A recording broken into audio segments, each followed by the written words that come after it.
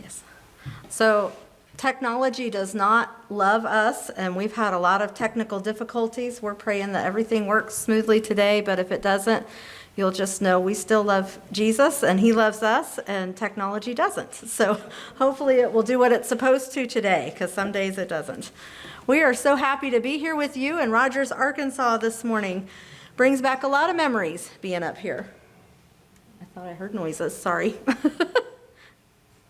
It brings back a lot of memories being here. We've spent a lot of time in this church for a lot of years, and we enjoyed every bit of it. I said one of the blessings that Tim and I have is we were able to visit a lot of churches when we were driving truck, and this was kind of home for us for quite a while. And now South Carolina, that was our most recent home before we went to the mission field. Pennsylvania, where my family is, that's kind of home for us. And Gravette, Arkansas, where my husband grew up, that's kind of home for us. And I said, we get to these churches, and I feel like every Sunday I stand up and say, I feel like I'm home. And I really do. We just feel so at home with God's people, and it's such a blessing. If you don't know who we are, my name is Sharon Teed. This is my husband, Tim, and we are missionaries through Hope International Missions to Northwest Slovakia. And if you don't know where that is, I encourage you to look on Google Maps. They'll tell you where it is, because that's what we had to do. The first time we heard about Slovakia, I knew of the country. I knew it existed, but I sure didn't know. I couldn't have pointed it out on a map. And now we know where we live, and we enjoy it, and we love it. I want to introduce another member of our team. She's actually here with us today, but we left her out in the van. Maybe you'll see why. Her name is Harper. Harper travels with us pretty much everywhere we go. If you haven't already noticed, we don't have any children. This is what we have. I tell people, you know, children are icebreakers. If you have kids or you've been around kids, you know, people will talk to you if you have children. They just feel a little bit more comfortable with you, and it's just an icebreaker. Well, Harper is our icebreaker, and I like to point out in the picture on your left, if you look down in the very middle, you'll see that little blue sweater. That's Harper, and it's not uncommon to see that sight. When we take her out and about, crowds just come around her, and they talk to her in whatever language it is that they speak, and she seems to understand them, and we're so glad God gave her the gift of languages, because we don't have that gift. And so Harper communicates with them somehow, and often if they speak some English, they'll talk to us. And so we use her as a tool to meet new people, and we also use her as a tool to bring comfort to us. I'm not going to pretend that I don't enjoy having her with me, because I do. Harper's a little bit famous, and some people don't know that. Maybe you haven't heard about her here, but Harper is an author. And Hope International Missions puts out a magazine every month. It's for their Engaged Kids program. So if you know any kids, your children, grandchildren, nieces, and nephews, and you want them to get excited about missions, this is a great way. This is a subscription that you can get from Hope International Missions. They feature a different missionary every month or a different mission field. And one month they contacted me and said, do you think Harper would write about her experiences on the mission field as a brand new missionary kid? And I said, oh, she'd love to. So she wrote a little article in here, and some people tell me she's a better writer than I am. And she told about her experiences in Slovakia. There's some information in the middle that kind of tells about Slovak traditions, a coloring page, and then in the back, our chickens, whom we'll talk about a little later, they wrote an article too, and they're not too bad at it either. So it's a very interesting magazine. I have some on our table back there, and you're welcome to take one home with you today. I think it's an exciting way to get children of all ages engaged in missions. So if you're interested in that, please take one with you today. Today, we're going to talk about the Roma people. Throughout our presentation, you're going to hear us mention the Roma people. And I want to give you just a brief explanation of who those people are. They're a people group most commonly referred to as gypsies. They're a nomadic people group with settlements in Slovakia, Czech, Hungary, Romania, and a lot of other countries throughout Europe. There are some settlements here in the States of the Roma people. When other people refer to them, they most often say gypsy, although each country has their own name for this people group. But they don't use that term in a flattering way. It's not a kind term. Most people don't even say it nicely. And so we use the term Roma because it's the one that gives the most respect and dignity to this group of people. We want to share with you today about what we've been doing, what we're doing now, and what our plans are for the future. I love the verse in Jeremiah 29:11. It says, "For I know the plans I have for you, says the Lord. They're plans for good and not for disaster, to give you a future and a hope." During the last 2 years, we've had some amazing days, and we've had some challenging days. But one thing we continue to be sure of is that God sent us to Slovakia. He was with us every step of the way, and He has our future in His control. So in May of 2022, we got on a plane and we headed for Slovakia.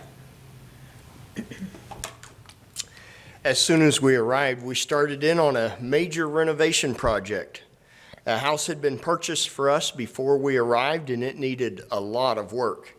Now, I've done quite a bit of remodeling over the years. My specialty was in floor covering, but I've done other types of light construction. But now I needed to learn new techniques and how to work with different materials. The kitchen and bathroom were taken down to the bare concrete or brick and rebuilt.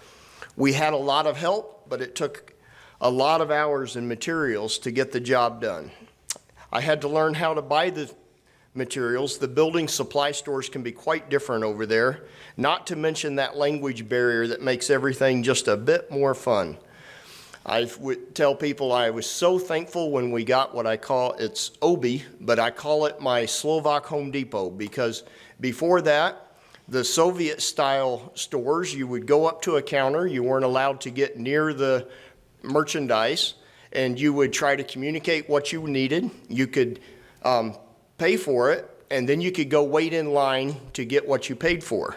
And it was so nice to be able to take my phone up and down the aisles of Obi and use my Google Translate and figure out what it was, and then I could put it in my cart and walk up and pay for it and get out the door instead of spending half a day in lines. I was never missed Lowe's so much as those first few months over there in Slovakia. Well, while I was learning about construction shopping, Sharon was learning how to grocery shop and to cook with different things than we're used to and trying to get it taste similar to what we're familiar with. We found out that there are 4 different types of flour, each with a specific purpose, and it is amazing how many times we could get home with the wrong flour for what she was trying to make. I thought I had it figured out. Okay, I'm going to look for this color of label and I will get the right thing. I'll fill the bag, and it should be about the right consistency. I found out each store has their own labeling system, and so it did not work. Almost everything is made from scratch over there. There are very few canned goods in the shops and very little prepared food. So the upside is everything is so much healthier for you. The downside is the bread is going to go moldy in about 3 or 4 days, and so you have to change how you shop. Well, as soon as our bathroom was fully functioning and the kitchen was mostly finished, we started an English Bible study in our home. We had a refugee family from Ukraine, as well as a few people from our village and the neighboring town that would attend. We really looked forward to those times each week.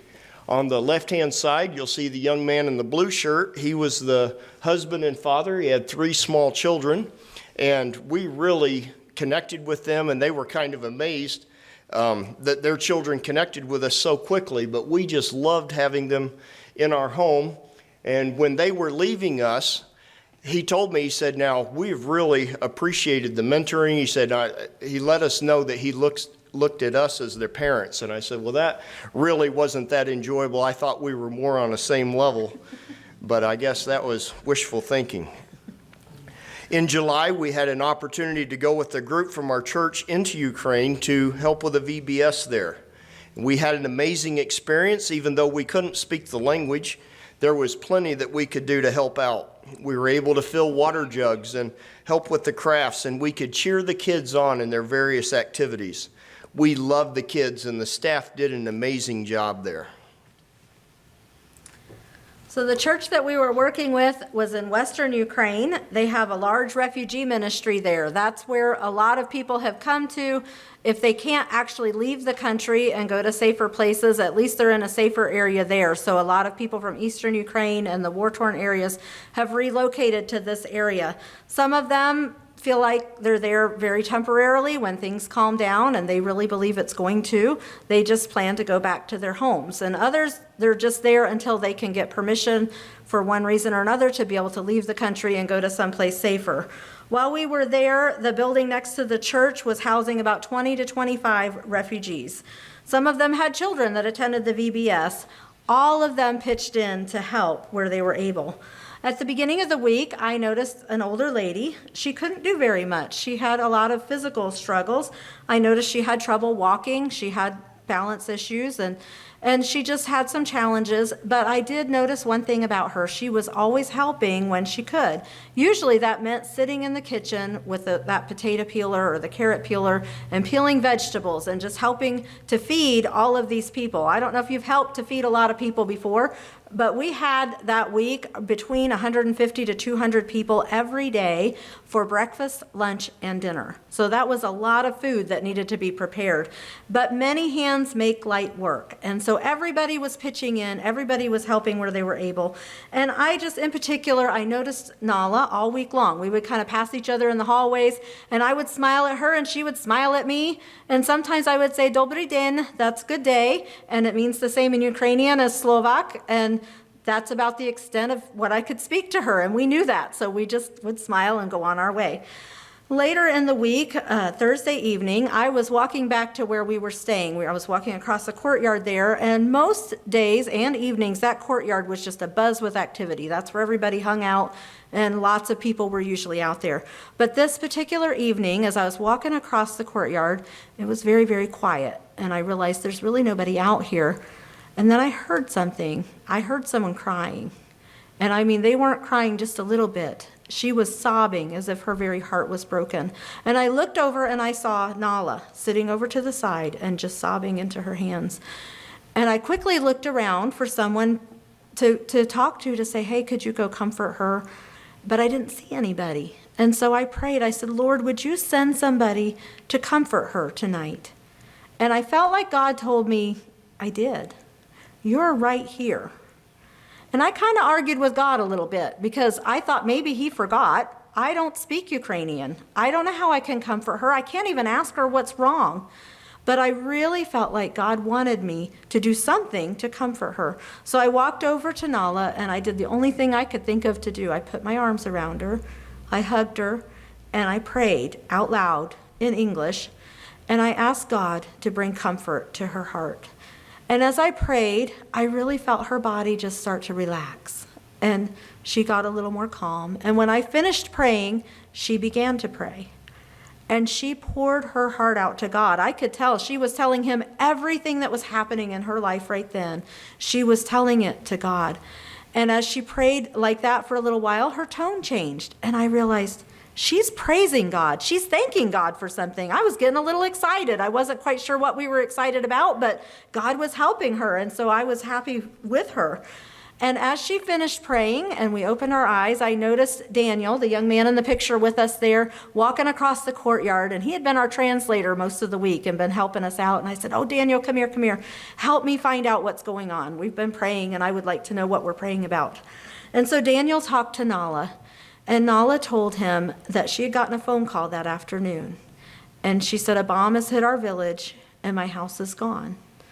She said, I was just staying here until things were safe. I planned to go back home, and now I don't have a home to go to. She said, everything I have in this world is gone. And I was grieving. And I was telling Jesus that I was so sad and so upset about losing all of my belongings. And she said, God reminded me of something.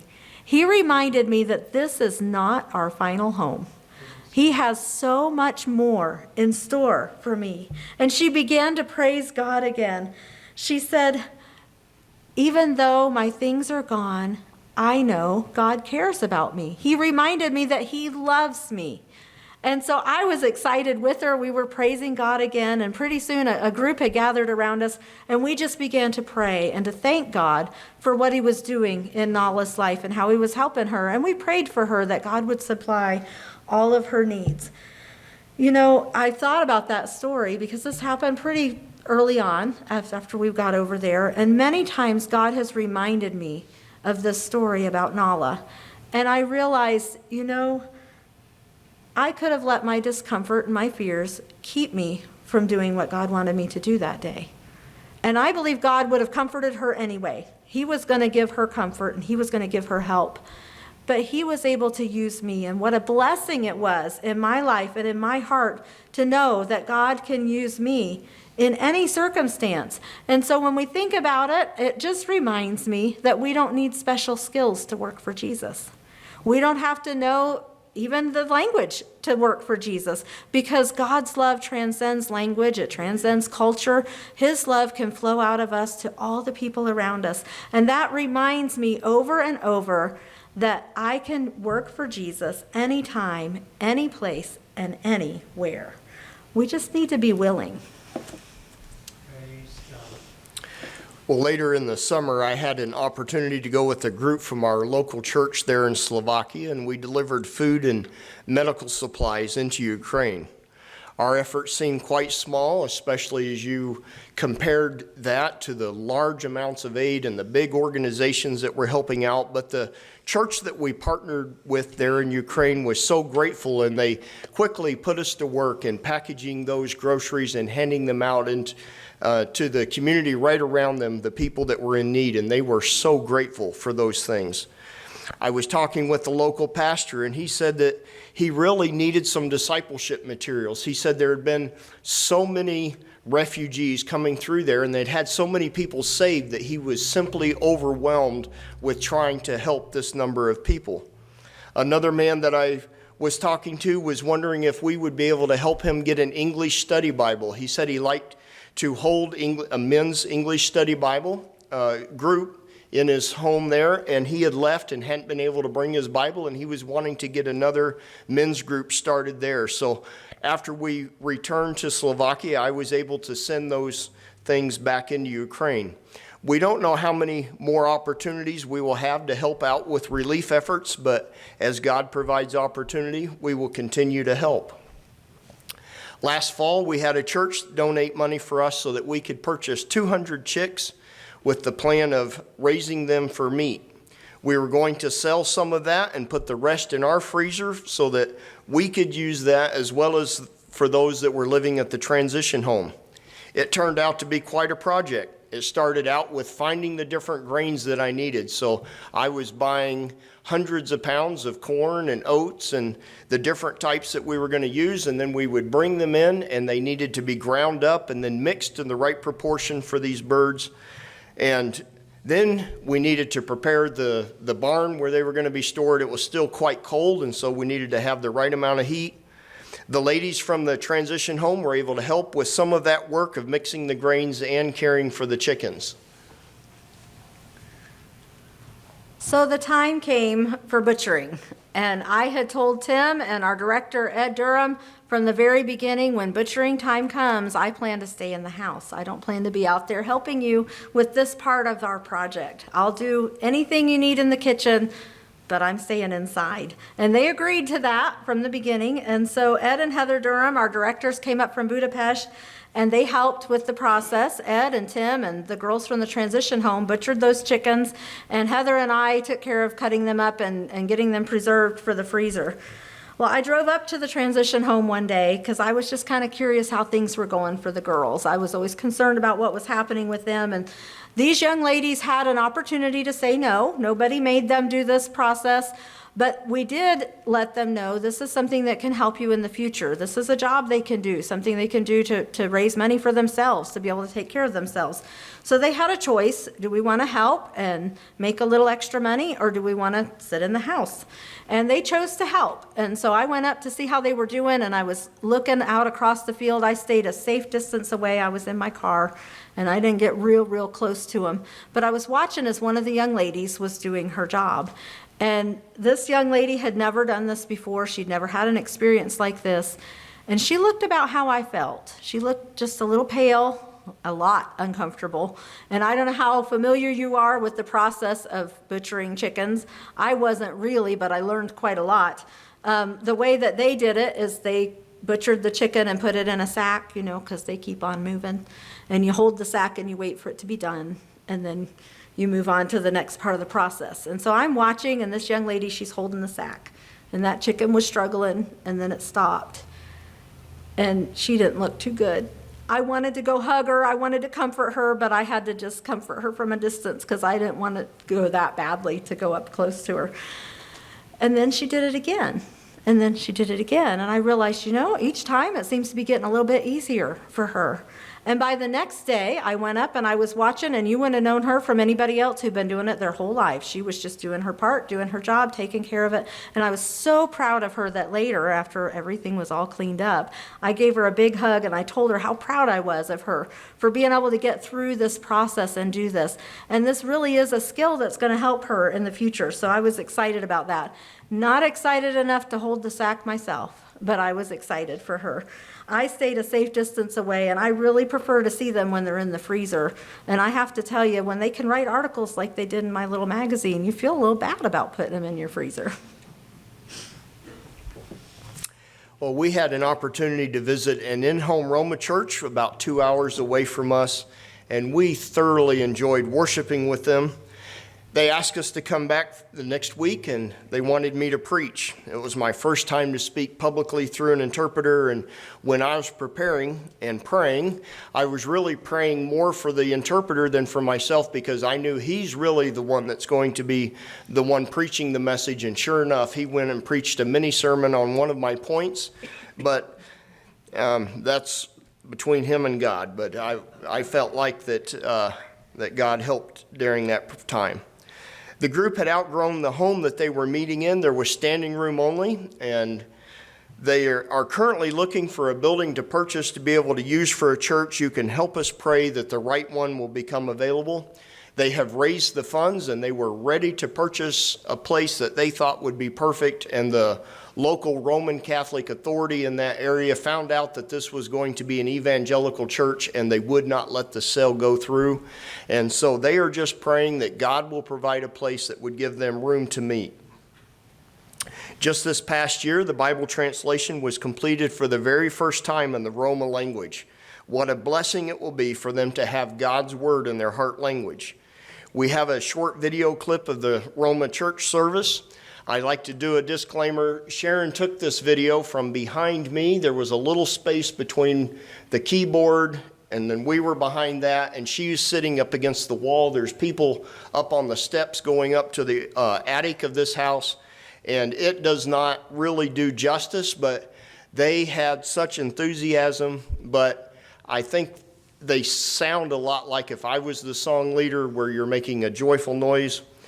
But here's what.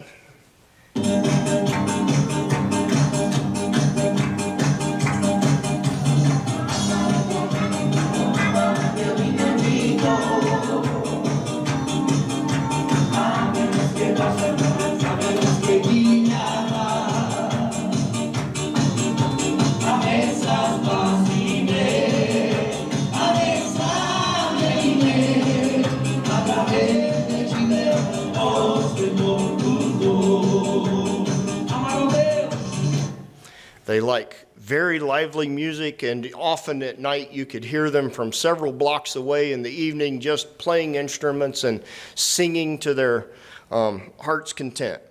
Well, last spring, Sharon was approached by the head of a local language school, and they were wondering if she would teach English in a small nearby village school.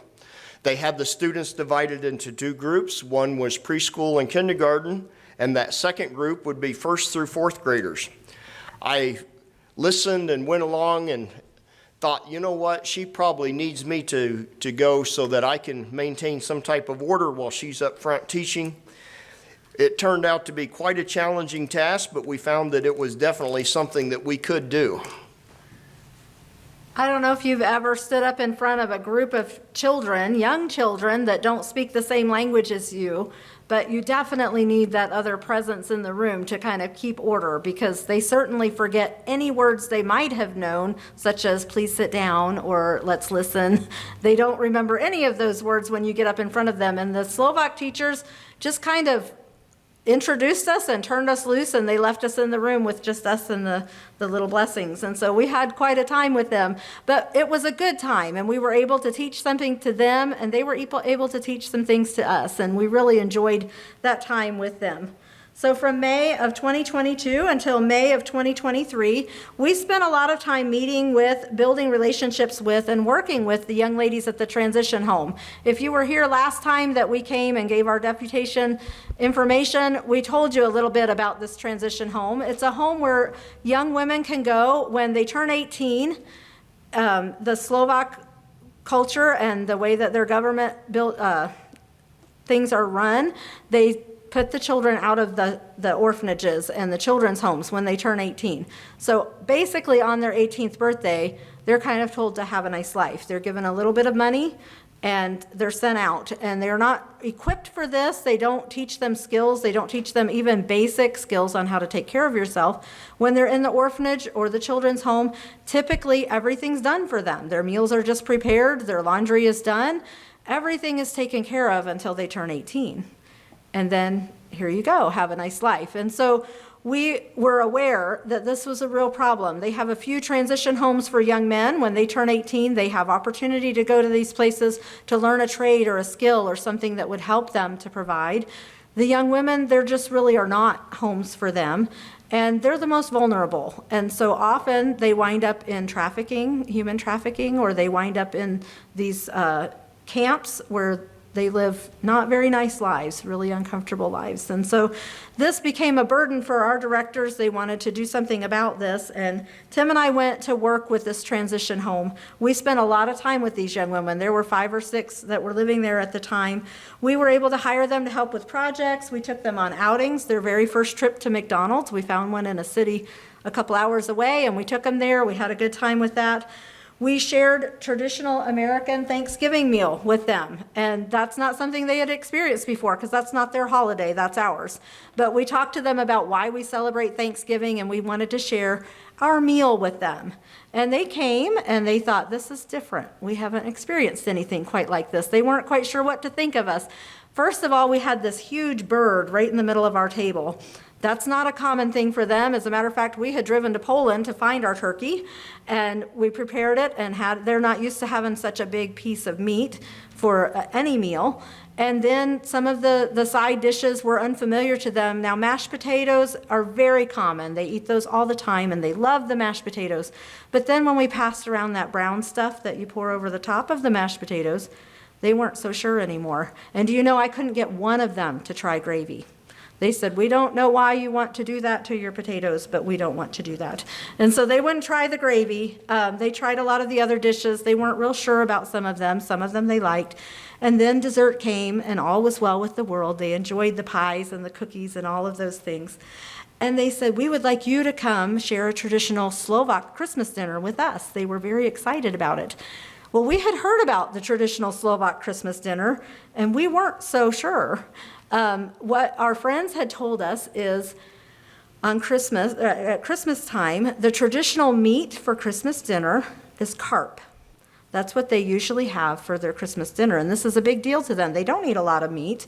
And so a couple of days before Christmas, you'll see in the marketplaces and even in some of the grocery stores these big bins of water with the fish swimming around in them. And people will come with their buckets of water, and they pick out their fish, and they take it home. And at home, they fill up their bathtubs, and they throw the fish in there for the next couple days to swim around in the bathtub. And our friend was telling us about it. He said, this is the only time that our parents encourage us to play with our dinner. And so they get to play with that fish until Christmas morning, and then the fish is on the plate. And so we were talking to some of the young people about this, and we said, you know, carp is not, even if you liked fish, it's not a fish that most people would just choose. I said, do you enjoy carp? Do you like carp? And almost every one of the young people said, no, we don't like it. We don't enjoy it at all. It doesn't taste good. And I said, so when you have homes of your own and you're in charge of what's happening at Christmas, will you do this tradition? And almost every one of them said, oh, absolutely, we will do that tradition. We love it. This is tradition. This is what we do. And we'll continue to have carp for Christmas dinner and probably for generations to come. So that was just a very interesting fact. And so we were a little bit nervous, but the young lady said, we don't like carp. We're not going to fix it. So we're not having carp for this Christmas dinner. And we kind of breathed a sigh of relief. Okay, so we'll come. We were going to go anyway, but we said, we'll come to dinner. But something that they did do is another tradition in the Slovak homes at Christmas. Everybody in Slovakia, they tell us, will make a sauerkraut soup. And that's traditional to have as your first course for Christmas dinner, is sauerkraut soup.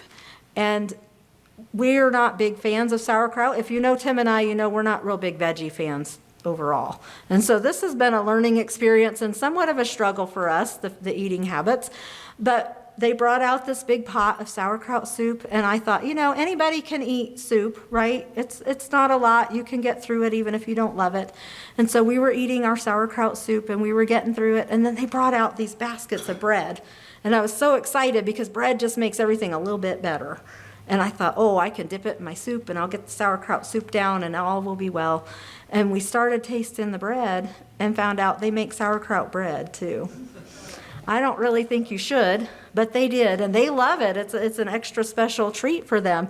And I was telling this story at a church a few weeks ago, and a lady came up to me after the service, and she said, "Do you have the recipe for the sauerkraut bread?"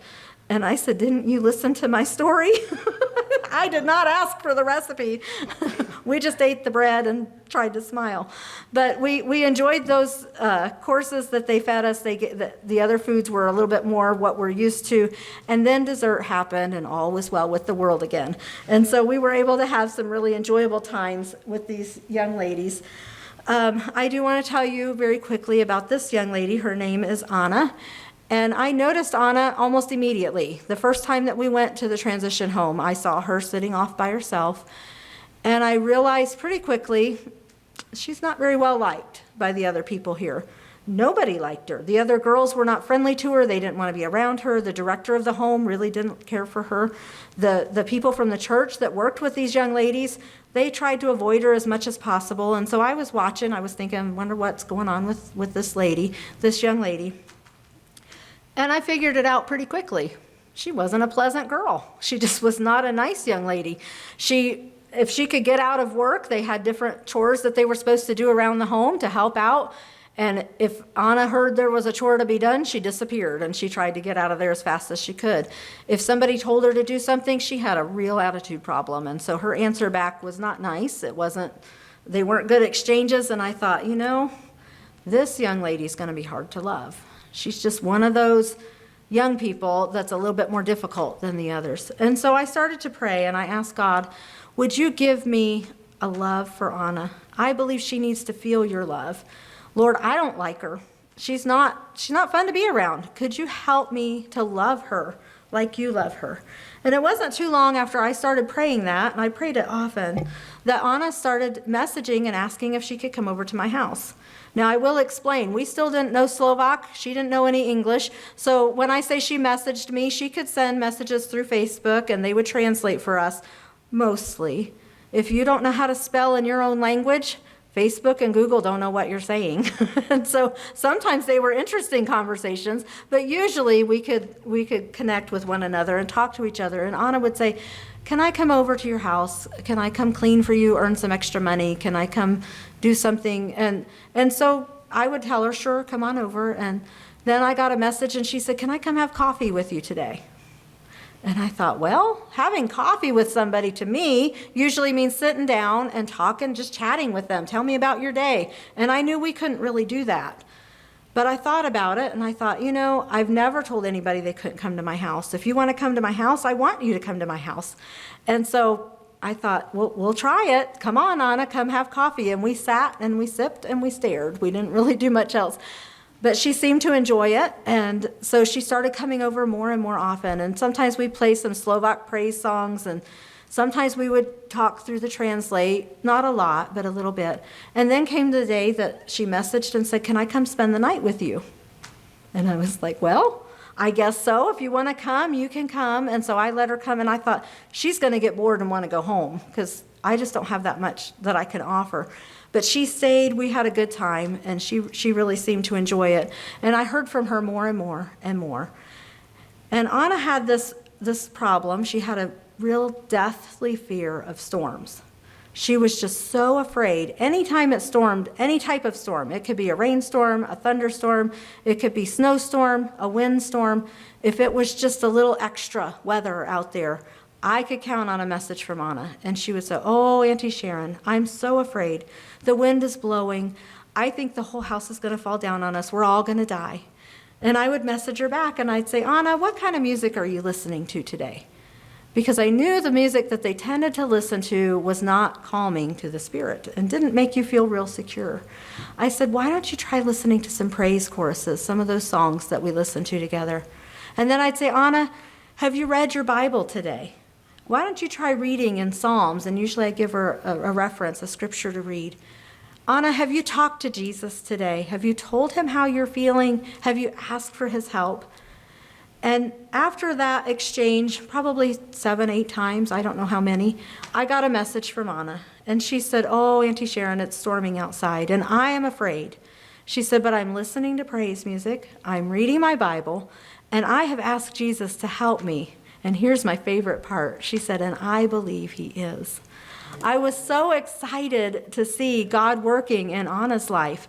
And not too long ago, some of the others from the church and from the organization contacted me and they said, "There is such a difference in Anna.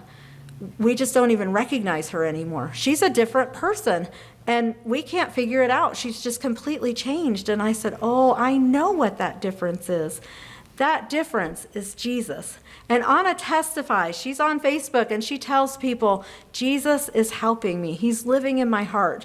Now, Anna probably won't ever be able to do very many things on her own. She has some struggles, she has some challenges, but I believe God has a plan for Anna's life. God's going to use her, and he loves her so, so much more than I do, and I love her a whole lot now.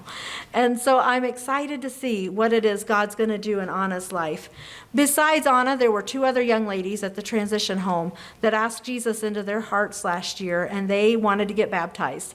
And so one of our favorite things that we got to do was we got to go back and be there for their baptism and to hear their testimonies through a translator. And we got to hear how excited they are to follow Jesus. Now, while we enjoyed working with these young ladies more than I can tell you, it did become clear to Tim and I that HIM and to HIM, our organization, that the position we went to fill there just wasn't available to us any longer. So we began to pray and ask God what he wanted us to do. We both knew there was one thing that was more important than probably any of the other things. You've heard me say it a couple of times now. We didn't know the language. We couldn't understand them. And we kind of told people on our last deputation that we were so, so glad that HIM wasn't going to make us go to language school because we're not young. Now, we're not old, but we're not young. And learning a language is hard even when you're young. And so we thought, God's just going to give us the gift of languages. We're going to learn this and we're going to get it figured out. Well, we had been there for about a year and we didn't know very much Slovak. And it is a hard language, and it's not an easy one to learn. I don't know if you know this or not, but not a lot of people are trying to learn the Slovak language. It's a very small country, a very small language. If you don't live in Slovakia, you have no need for it. And so it's not easy to find someone to teach you this language. We started to pray, and we started to ask God about where it was he wanted us to go. And we realized Western Slovakia had a lot more opportunities for language learning. And through what I can only say as a series of small miracles, God led us to this particular spot. The name of our village is Virbovce, and it's just a very small village in Western Slovakia. And God sent us to exactly the right spot at exactly the right time. We met this couple. Their name are Paulino and Vlačka. They own a language school. Now, their language school teaches English to Slovaks because the Slovaks are wanting to learn English. It's their business language for all around Europe, and so it does help you to know English. We approached them and said, "Have you ever thought about teaching Slovak to English speakers?" And they said, "Well, we've never done it, but we know Slovak pretty well. It's our native language, and we know how to teach language. So yes, we would be willing to try to tutor you." And we started meeting with them twice a week. Tim meets with Paulino, I meet with Vlačka, and they have been tutoring us for the past probably 7 months. And I just know that God connected us. There's just no better way to say it. They have worked on learning our learning styles. They're doing their best to teach us in ways that would be the most the best ways for us to learn and retain that learning. And so we are kind of excited about what we've been able to learn and what God's going to continue to do through that.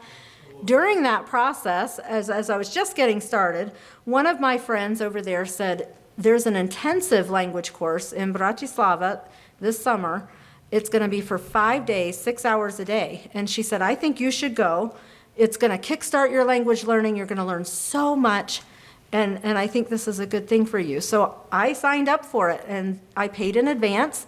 And I drove myself to Bratislava, and I thought, I don't love school. And 6 hours of a foreign language, I don't know, but I'm going to try. So I went down there Monday, and I went to class, and I realized this is so far over my head. I don't think I'm going to learn anything this week. I mean, the other classmates knew so much more than I did. And I asked the teacher, I said, what does beginner mean to you? Maybe we've lost something in translation because I think I'm in the wrong class. And she said, oh, this is supposed to be beginner class, but this is who signed up, so this is who we're going to work with. And I thought, I don't know if this is going to really be that helpful. But I paid in advance. I already gave them my money, and they don't give it back. And so I thought, well, I'm going to try to get something out of this. I came home. I was a little discouraged, but I went back the next day, and I was even more discouraged. On Wednesday, I had an opportunity to witness to one of my classmates at lunch. We were allowed to speak English at lunch. And so I was able to talk to him about God and about how God called us to Slovakia. And I thought, this is why God put me here this week. It's not to learn Slovak. This is, it's here. I was here for this person. And so I felt a little better about it. I went back on Thursday.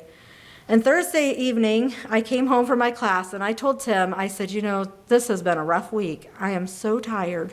During that week, I'd asked people to pray for me, and I really felt like God was helping me. But I said, I just haven't learned much. And everybody else in my class has taken one day off. They've all missed a day, and tomorrow's going to be my day. It's Friday. I'm tired. I'm not going to go back tomorrow. And he knows his wife. He nodded and smiled at me. So we went to our Bible study that night with our Slovak friends that we normally go to on Thursday nights. And they knew I had been going to this class all week, and they were excited. So when I walked in the door, they all started asking me questions in Slovak. And to both of our surprise, I understood them. And I was even able to answer some of them. And they were like, wow, you have learned so much this week. And I said, I guess I did. I didn't think I was learning anything. I honestly thought I had wasted my time all week. And so I was so excited, I went back on Friday. And I was so glad that I did, because they gave us these wonderful completion certificates. And I'm a teacher, I like certificates. I was so excited. And my classmates encouraged me. They said, we can see such a difference. And some of them said, we didn't think you were going to make it till Friday. And I said, I didn't think I was going to make it till Friday either.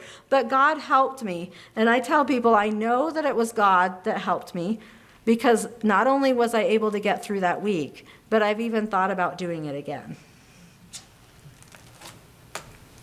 Well, I am thankful for our tutors, and she kindly skipped over, but she was talking about they work at your own pace. So I'm down here in kindergarten, I'm learning vocab words, and she's over here, and she's frustrated that she's not able to answer back in full sentences to what they're saying.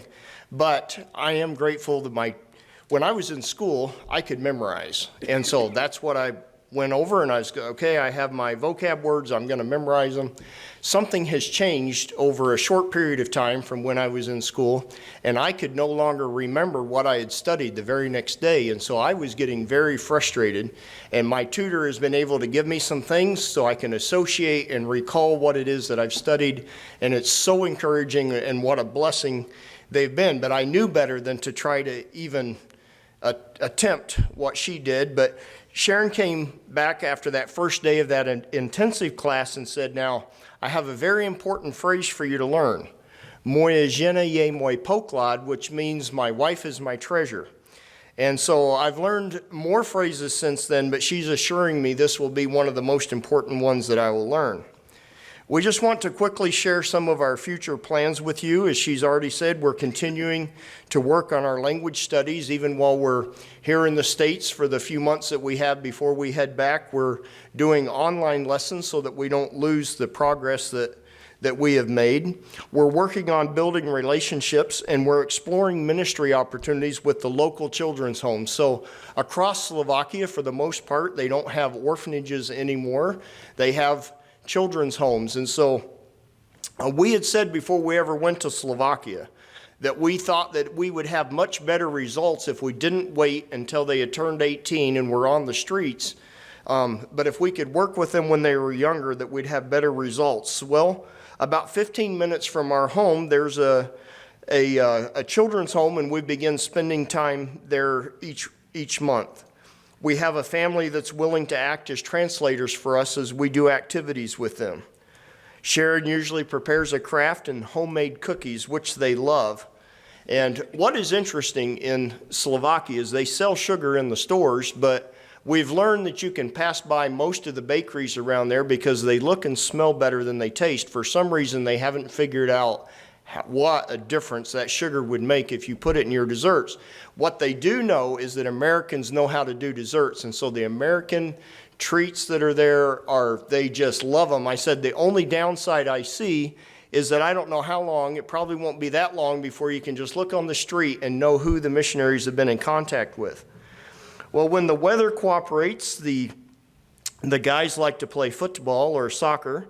When we get back to Slovakia in October, the plans are to begin going there much more often. Our vision is to build relationships with the young people so that we can implement a discipleship program that will include practical skills as well as spiritual training. It needs to start while they are young, maybe 11 or 12, while they're in the group home, and continue until they are self-sufficient adults. The vision God gave us before we went to Slovakia has only been strengthened as we've begun making our contacts there. There is also a nearby Roma settlement to where we live. Our desire is to see a holiness church planted and that Christ's love would flow from them to see the Roma communities transformed for There's such a need for the gospel there. Currently, there are no churches that are working with this group, and so it is a wide open field. Would you pray that God will open the hearts of these people and that we will be able to effectively teach them about Him?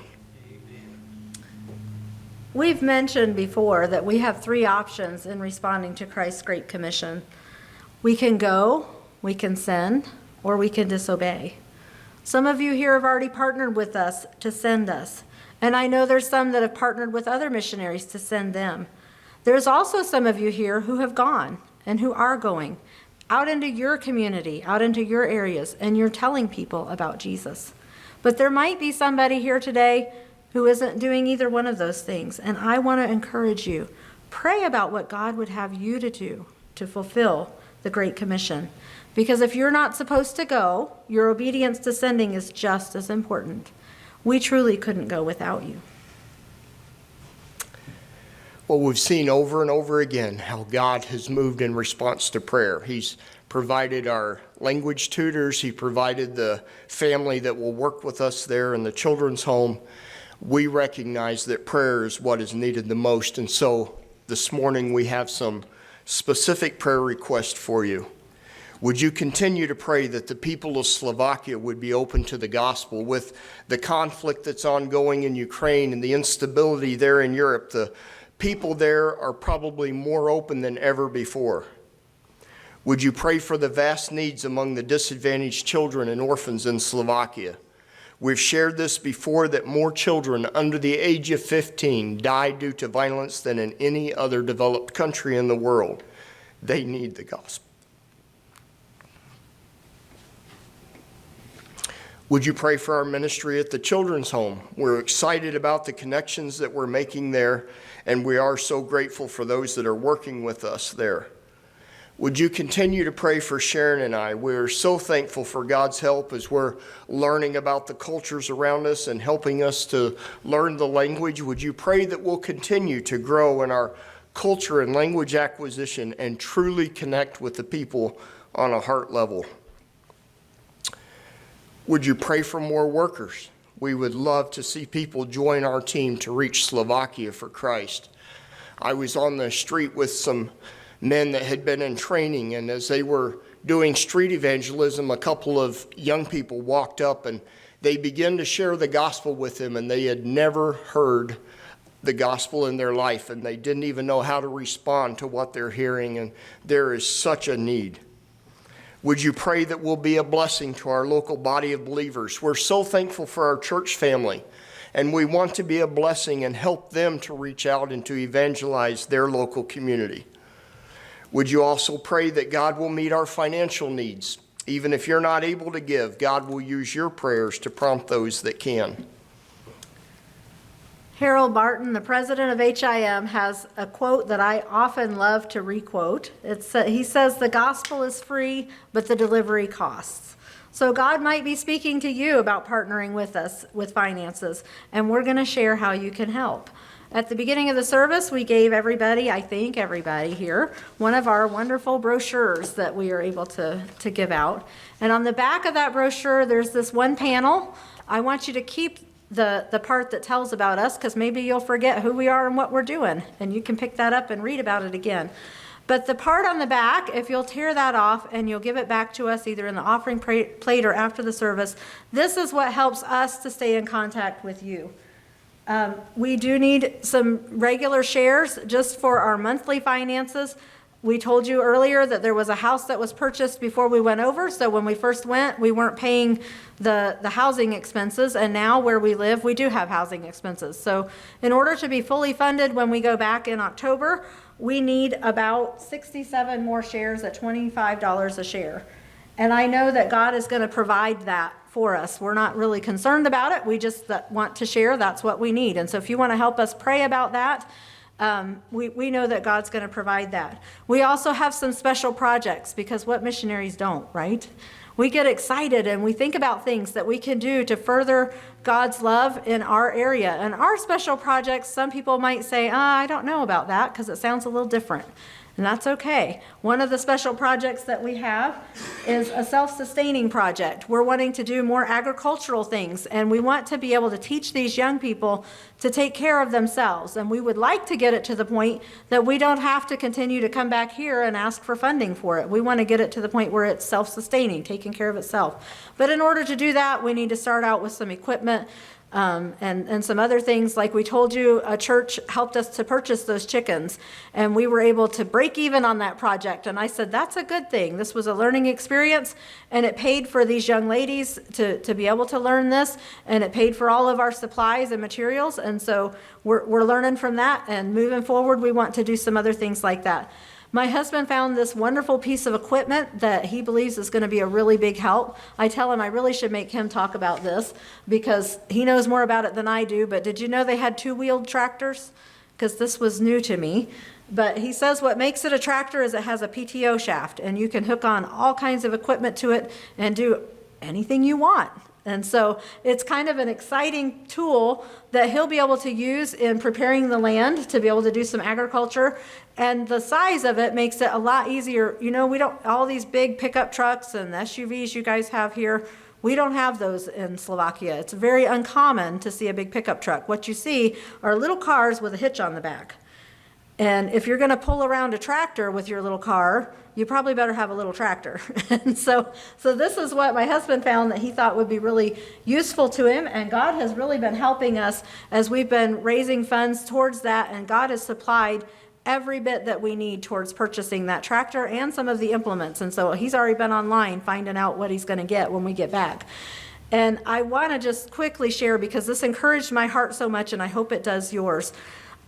We had an opportunity to be with Easley Bible Methodist Church for their vacation Bible school, just for a few days of it. And we came in, they had already done 2 days, I think, when we got there.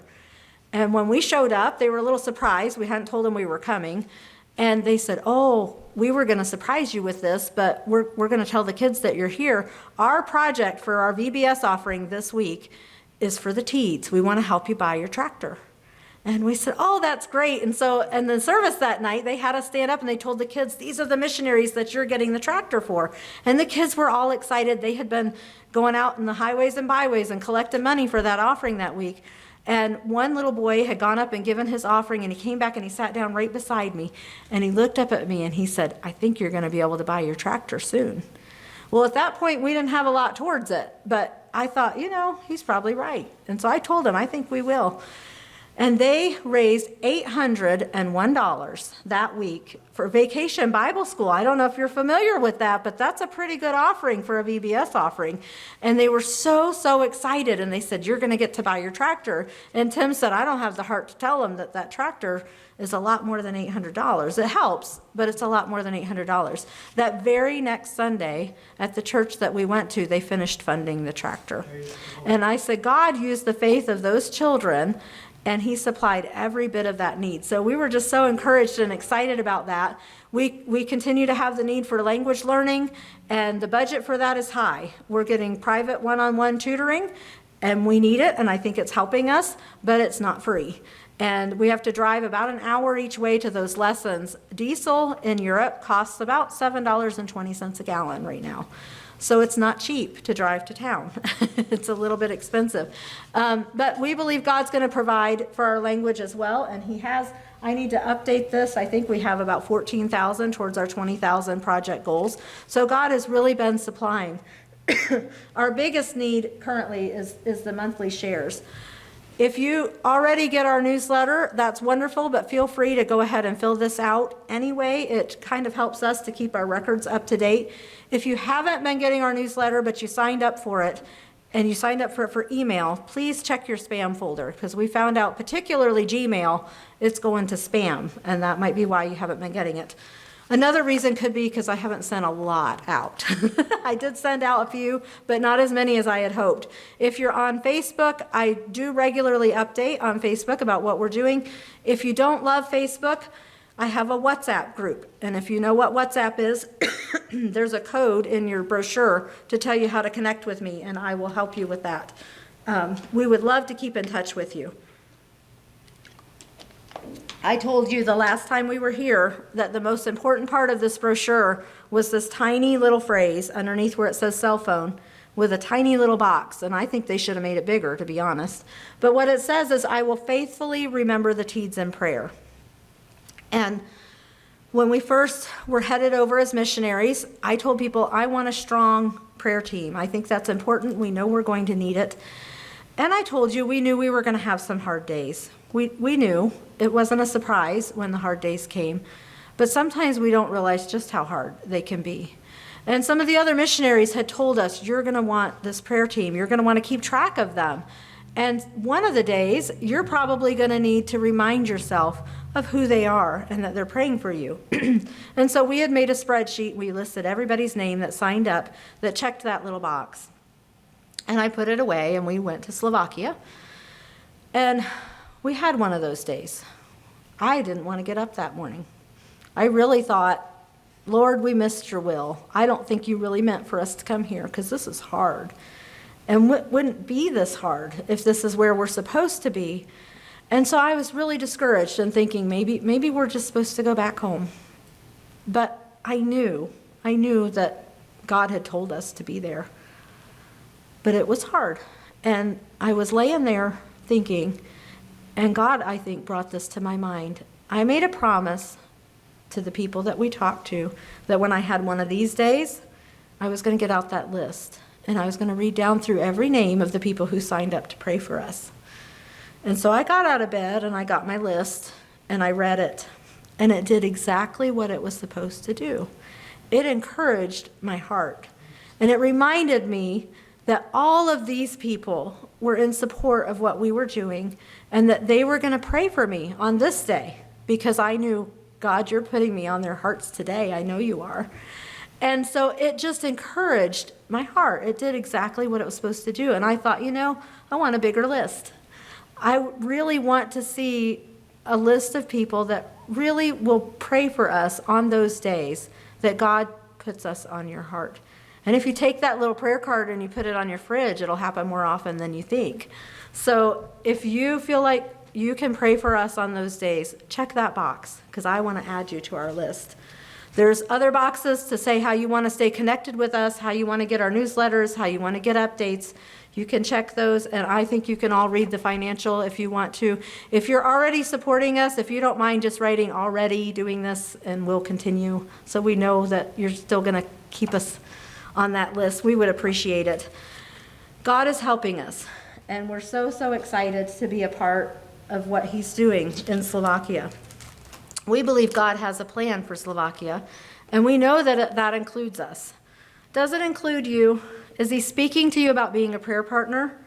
Is he speaking to you about coming over? Maybe you're supposed to come do a short term or a long term or a forever term with us in Slovakia. We would love to have you. Talk to us after the service because we have stories to tell. In case you can't tell, I love talking about it, and I would love to share more with you. One of my girls from the transition home had a favorite song, and she would often play it in the van when we go on outings, or she'd play it at my house when she came over, and I started to learn it and sing it with her. It's one of my favorite Slovak songs that I've learned so far. The English translation says, "I will give you my life. I will give you my life because I don't know any greater love than yours. No one means more to me, my Lord, the one who gave his life for me. I know I will not lose with you because I have greater strength with you. And every sin that troubles me you will wipe away with the blood of your wounds. My salvation is in you. No one can take away what you give to me. Today I know I will not lose because my life is in your hands. My God and my Lord, in you I hide my life." And as I sing this, a lot of people tell me they try to follow along and see if they can see where I am, and they have a little trouble. It's because the sentence structure is different in Slovak than English. But feel free to read those words over again because they really are powerful, and it's such a worshipful song.